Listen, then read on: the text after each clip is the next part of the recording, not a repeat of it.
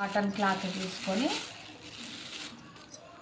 First ఆ cotton క్లాత్లో గంజి లేకుండా వాటర్లో మంచిగా క్లీన్ చేసి ఆరేసుకోవాలి. తర్వాత కుంటగజ్జర ఆకు అంటే భృంగరాజ అంటారు. కుంటగజ్జర ఆకు వరి పొలాల గట్ల పైన ఉంటుంది.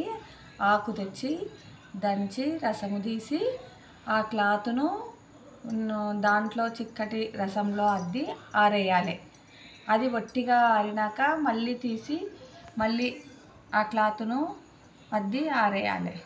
ఆరినాక మళ్ళీ తీసి ఆ క్లాత్ను మళ్ళీ అదే రసంలో అద్ది పిండి ఆరేయాలి. అట్లా 7 సార్లు చేయాలి. 7 సార్లు చేసిన తర్వాత ఇంకా ఆ క్లాత్ను మన ఇట్లా చిన్న చిన్న ఇంచు ముక్కలు పొడుగా ఒత్తుల్లాగా తీసి అఖండ దీపం ఒత్తిలాగా పేని దానిని ఒక ఏమంటారు ఒకటి పెద్దది ప్రమిత మట్టి ప్రమిత తీసుకొని, లేదా అంటే రాగిది పాత్ర ఏదన్నా ఉంటే అందులో ఆముదము నూనె పోసి ఈ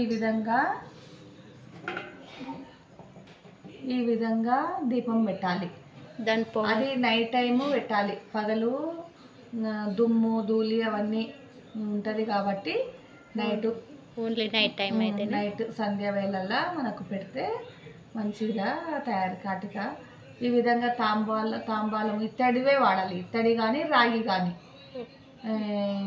ఈ విధంగా పెట్టేసి దాని పొగ మొత్తము దీనికి తాంబాలానికి పడుతుంది.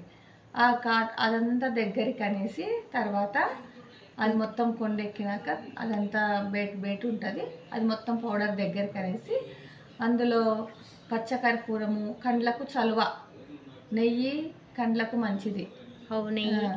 ఆవు నెయ్యి మంచిది. ఆవు నెయ్యి నాటు ఆవుది, మళ్ళీ జెర్సీ ఆవులు ఇవి బర్రెది అది వేయకూడదు. తర్వాత వెన్న కూడా వేయచ్చు. కానీ వెన్న వేస్తే ఏమవుతుందంటే ఎండాకాలంలో కాటుక మనం పెట్టుకుంటే మొత్తము స్ప్రెడ్ అవుతుంది.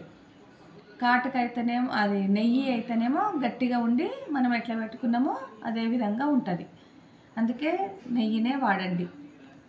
ఇంకా ఇది ఒక డబ్బాలో పెట్టుకొని కండ్లకు ప్రతిరోజు కండ్లకు పెట్టుకుంటే, ఇష్టం లేని వాళ్ళు నైట్ టైం అన్నా పెట్టుకోవడం వల్ల మన కంట్లో ఉన్న దుమ్ము నలక ఏదన్నా మొత్తము బయటికి తీస్తుంది అన్నట్టు. కాటుక పెట్టుకోవడం వల్ల కండ్లు తేజుగా ఉంటాయి, పెద్దగా కనపడతాయి. ఇప్పుడున్న ఐలైనర్ అవన్నీ పెట్టుకోవడం వల్ల ఇప్పుడున్న ఐలైనర్ తర్వాత కాటుక కానీ తర్వాత ఇవి ఏమంటారు ఐలైనర్ బదులు ఈ కాటుక పెట్టుకోండి. కాటుక పెట్టుకోవడం వల్ల కండ్లకు మంచిది.